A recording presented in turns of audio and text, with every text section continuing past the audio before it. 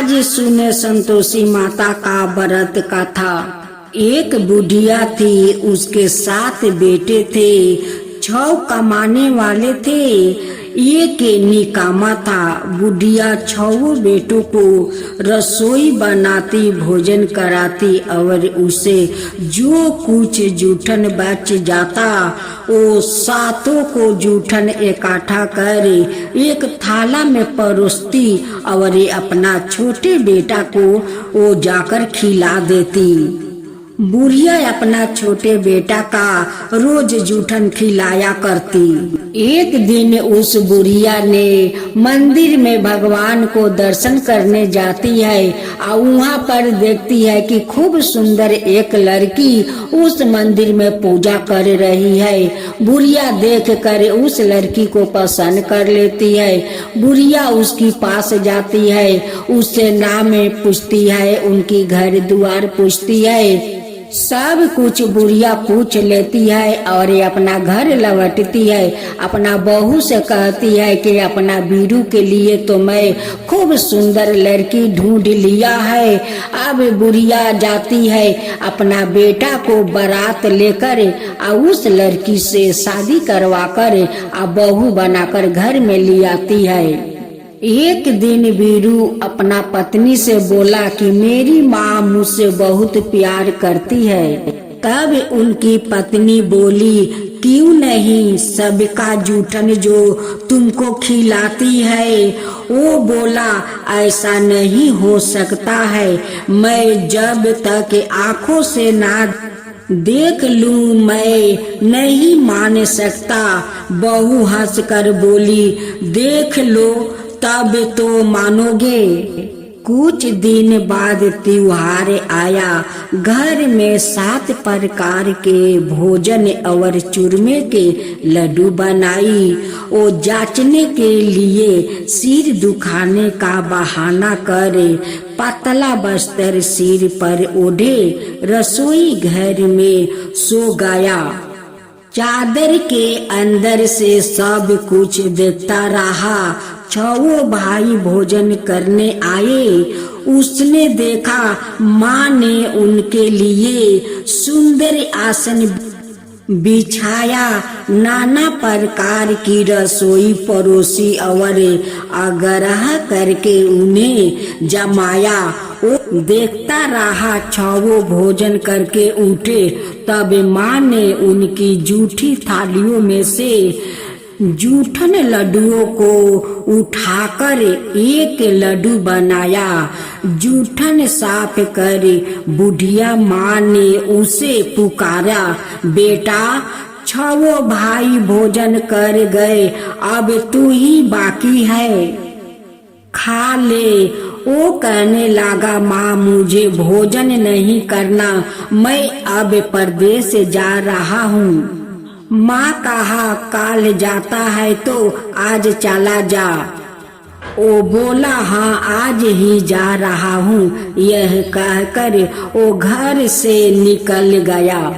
छोटा बेटा का परदेश जाना। चलते समय पत्नी की याद आ गई। वो गौशाला में गोबर थाप रही थी। वहाँ जाकर बोला, हम जावेंगे परदेश, आवेंगे कुछ कल बाद, तुम रहियो संतोष धर्म अपना पालन करियो। ओ बोली, जाओ पिया आनंद से हमारे सोच हटाओ, राम भरोसे हम रहे, ईश्वर तुम्हें सहाय। 2 निशानी आप देख धरूं मैं धीरे, सुधी मती हमारी बिसारियो, राखियो मन गंभीर। बीरू बोला, मेरा पास तो कुछ नहीं, यह अंगूठी है सो ले लो और अपनी कुछ निशानी मुझे दे दो। पत्नी बोली, मेरे पास क्या है, यह गोबर भरा हाथ है। यह कहकर उसकी पीठ पर गोबर के हाथ की थापा मार दी। ओ चल दिया। चलते चलते दूर देश पहुंचा। परदेश में नौकरी, वहाँ एक साहूकार की दुकान थी। वहाँ जाकर कहने लगा, भाई मुझे नौकरी पर। साहूकार को नौकर का जरूरत थी। साहूकार बोला, रह जाओ। लड़के ने पूछा, तनख्वाह क्या देंगे? साहूकार ने कहा, काम देख कर दाम दूंगा। साहूकार नौकरी पर बीरू को रखा। सुबह 7 बजे से 10 बजे तक नौकरी बजाने लगा।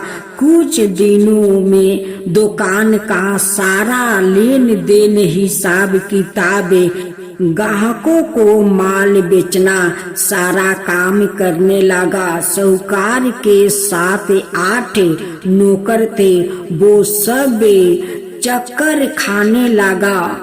यह तो बहुत होशियार बन गया।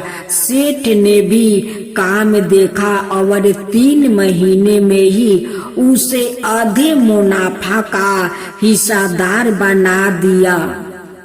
वो कुछ बरस में ही नामी सेठ बन गया और मालिक सारा कारोबार उस पर छोड़कर चला गया।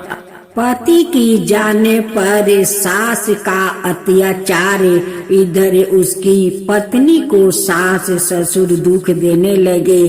सारी गृहस्थी का काम करा के उसे लकड़ी लेने जंगल में भेजते। आटे से जो भूसी निकलती उसकी रोटी बना कर रख देती। जब उनकी बहू लकड़ी लेकर घर जाती और फूटे नारियल की खोपड़ी में पानी देती। एक दिन वो लकड़ी लेने जा रही थी। रास्ते में बहुत सी स्त्रियां संतोषी माता का व्रत कर रही थी। दिखाई दी संतोषी माता का व्रत। वहाँ खड़ी होकर कथा सुनने लगी और पूछा, बहनों तुम किस देवता का व्रत करती हो और उसके करने से क्या फल मिलता है? यह आदि तुम इस व्रत का विधान अगर आप मुझे समझा कर कहोगे तो मैं तुम्हारा बड़ा एहसान मानूंगी। तब उनमें से एक स्त्री बोली, सुनो, यह संतोषी माता का व्रत है। इसके करने से निर्धनता, दरिद्रता का नाश होता है और जो कुछ मन में कामनाएं हो सब संतोषी माता की कृपा से पूरी हो जाती है। तब उसने उससे व्रत की विधि पूछी। संतोषी माता का व्रत विधि। वो भक्तिनी स्त्री बोली, सवा आने का गुड़ चाना लेना, अच्छा हो तो 5.25 आने का ले आना। 1.25 रुपये का भी सहूलियती के अनुसार लाना। बिना परोसिन और श्रद्धा वो प्रेम से जितना भी मन परे सवाए लेना।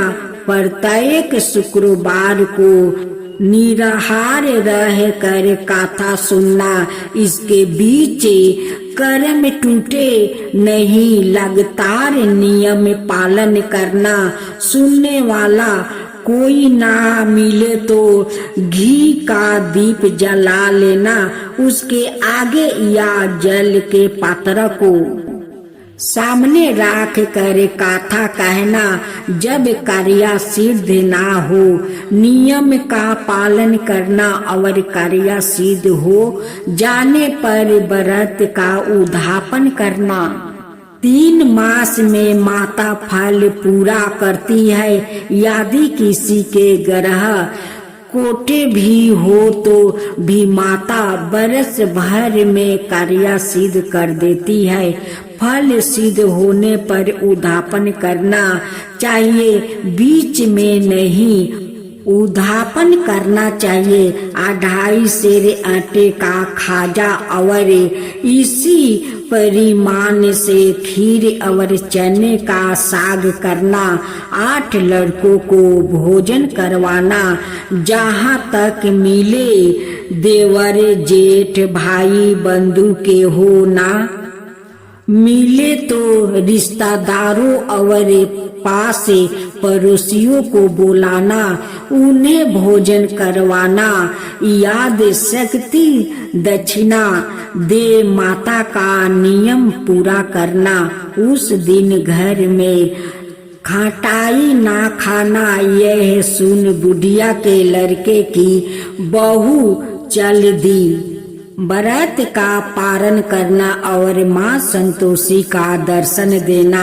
रास्ते में लकड़ी के बोझ को बेच दिया और उन पैसों से गुड़ चाना ले माता के व्रत की तैयारी कर आगे चली और सामने मंदिर देख कर पूछने लगी, यह मंदिर किसकी है?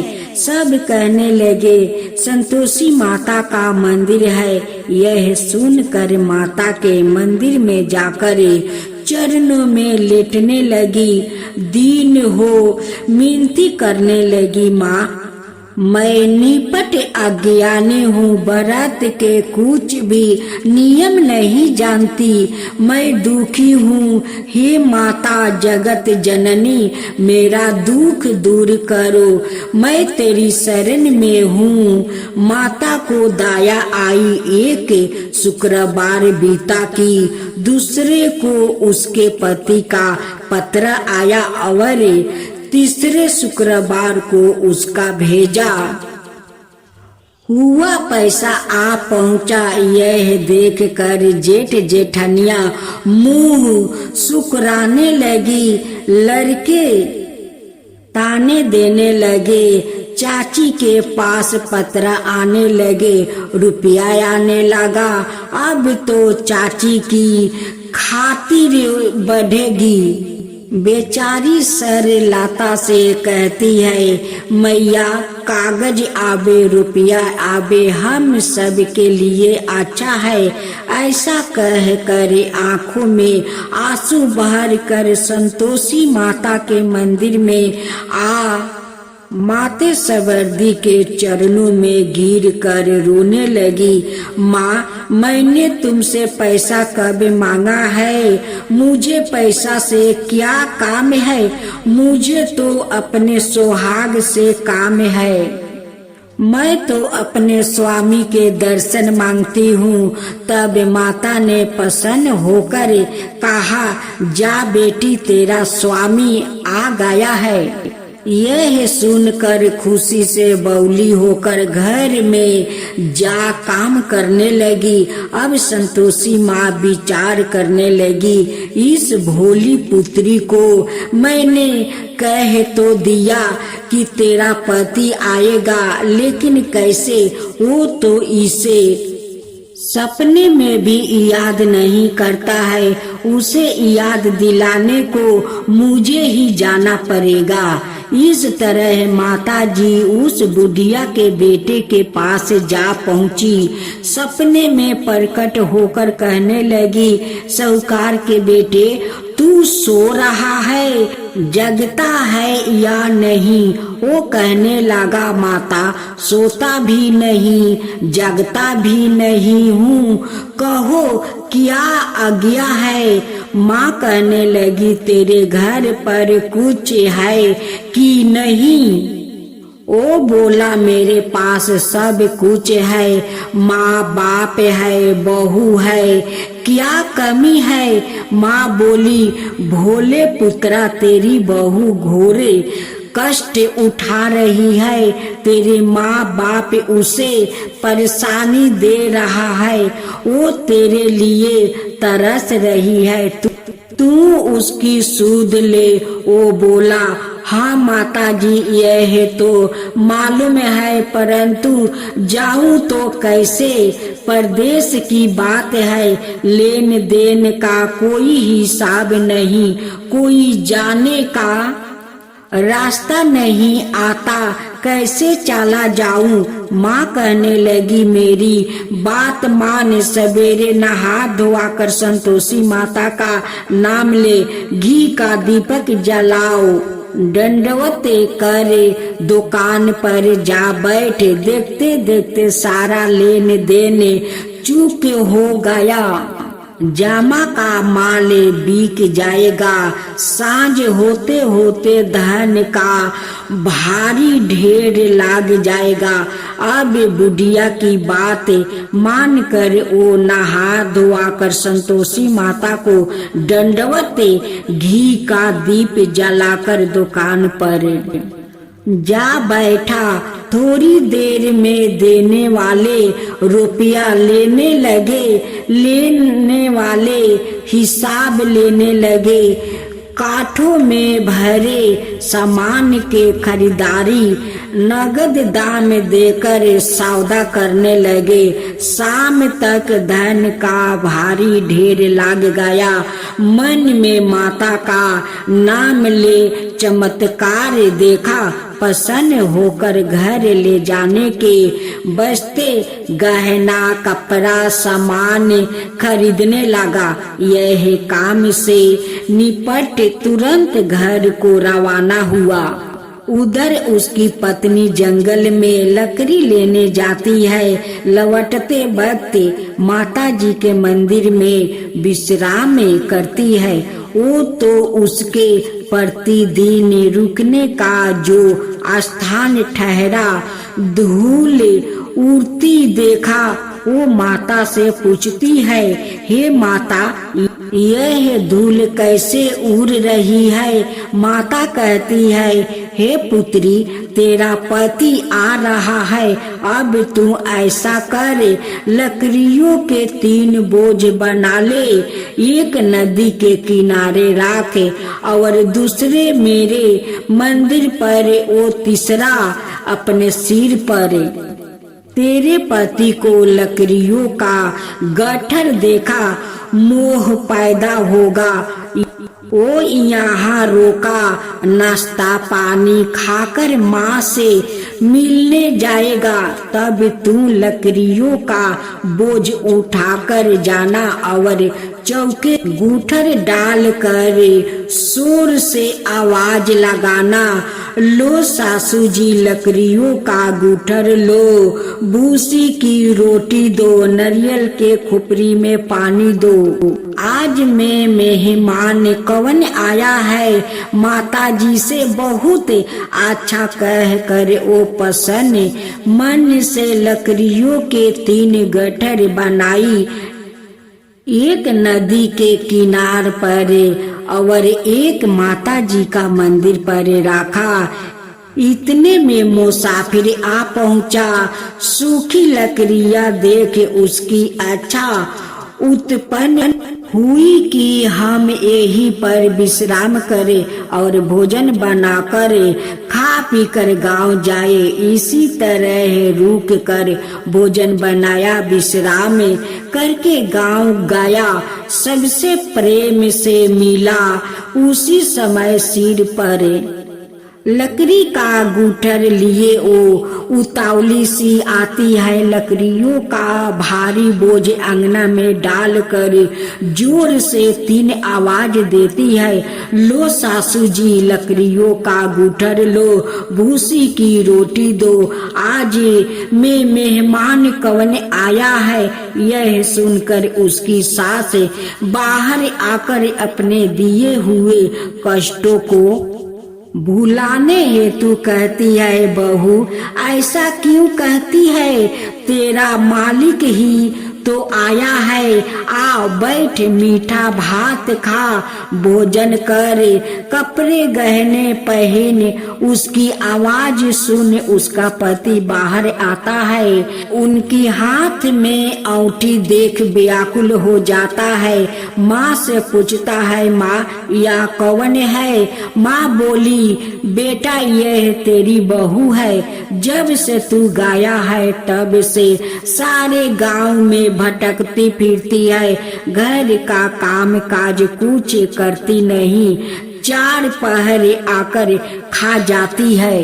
वो बोला ठीक है माँ, मैंने इसे भी देखा और तुम्हें भी देखा, अब दूसरे घर की चाबियां दो, उसमें रहूंगा। माँ बोली ठीक है, जैसी तेरी मर्जी।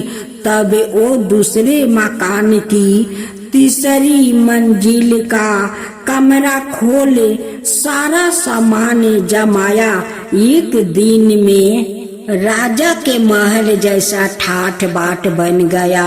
अब क्या था, बहु दुख भोगने लगी। इतने में शुक्रवार आया। शुक्रवार व्रत के उद्यापन में हुए भूल किया, खटाई का इस्तेमाल किया। उसने पति से कहा मुझे संतोषी माता के व्रत का उद्यापन करना है। पति बोला खुशी से कर लो। वह उद्यापन की तैयारी करने लगी। जेठानी के लड़कों को भोजन के लिए कहने गई।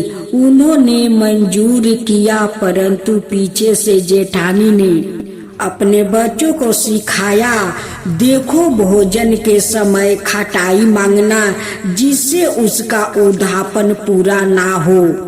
लड़के खाने आए, खीर खाना पेट भर खाया, परंतु बाद में खाते ही कहने लगे हमें खटाई दो, खीर खाना हमको नहीं भाता, देख कर अरुचि होती है। वो कहने लगी भाई खटाई किसी को नहीं दी जाएगी, यह संतोषी माता का प्रसाद है। लड़के उठ खड़े हुए, बोला पैसा लाओ। भोली बहू कुछ जानती नहीं थी, उसे पैसा दे दिया। लड़के उसी समय हट करके इमली खटाई ले आए, खाने लगे। यह देखकर बहू पर माता जी ने कोप किया। राजा के दूत उसके पति को पकड़ कर ले गया।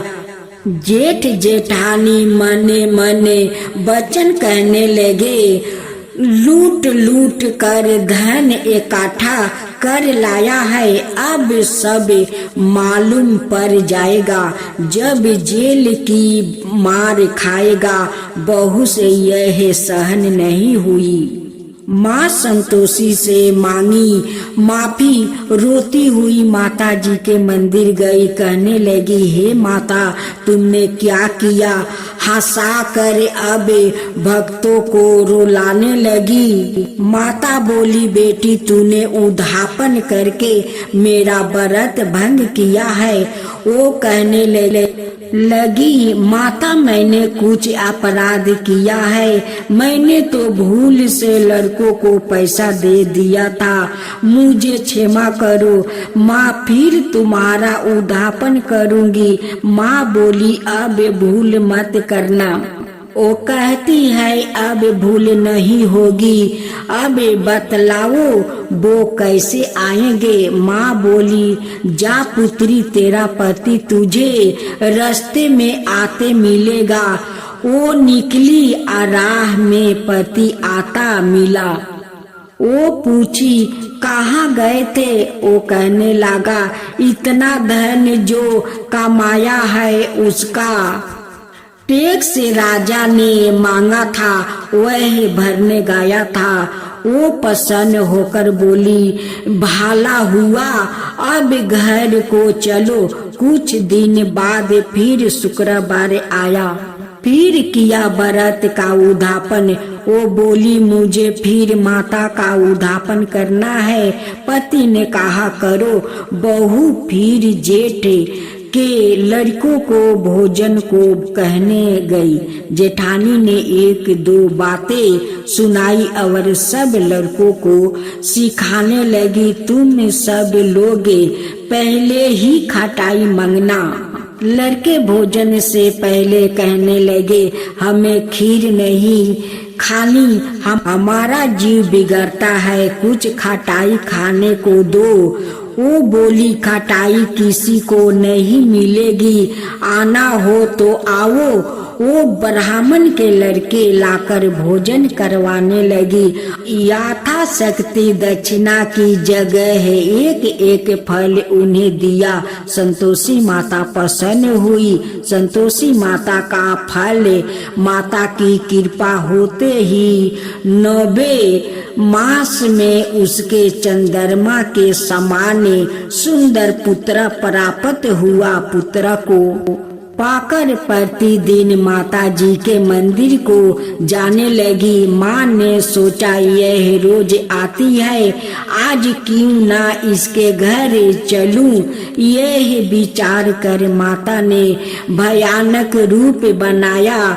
गुड़ चने से साना मुख ऊपर सूर्य के समान ओठ, उस पर मक्खियां भिन भिना कर रही थी। दहली पर पैर रखते ही उसकी सास चिल्लाई, देख रे कोई चुड़ैल डाइन चली आ रही है, लड़कों को इस भगाओ नहीं तो किसी को खा जाएगी।